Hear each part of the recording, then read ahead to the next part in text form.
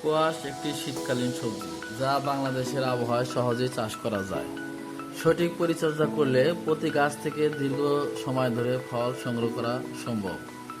Squash চাষের উপযুক্ত সময়, বপনের উপযুক্ত সময় হচ্ছে সেপ্টেম্বর থেকে নভেম্বর মাস। এই বর্ষা মাসের পরেই স্কোয়াশ রোপণ করতে হবে।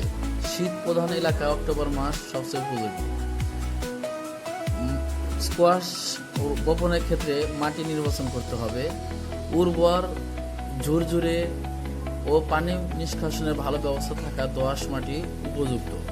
এবং এই দোআঁশ মাটির সাথে অবশ্যই ভার্মি কম্পোস্ট এবং নিম খোল, জৈব সার মিক্সার করে উপযুক্ত মাটি তৈরি করতে হবে।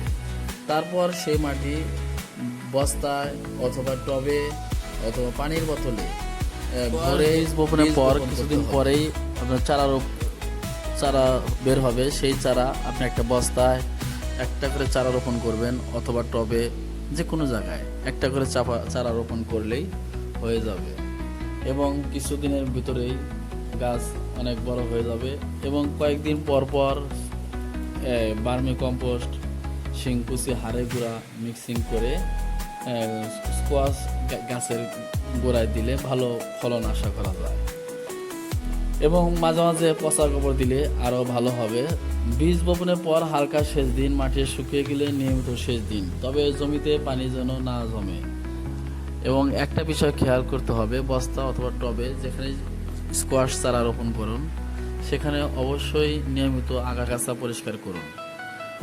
আবার যদি গাছের গোড়ায় লতা মাচায় তুলে দিলে ফল ভালো হয় এবং রোগ কম হয় এবং কিছুদিনের ভিতরেই গাছ অনেক বড় হয়ে যাবে।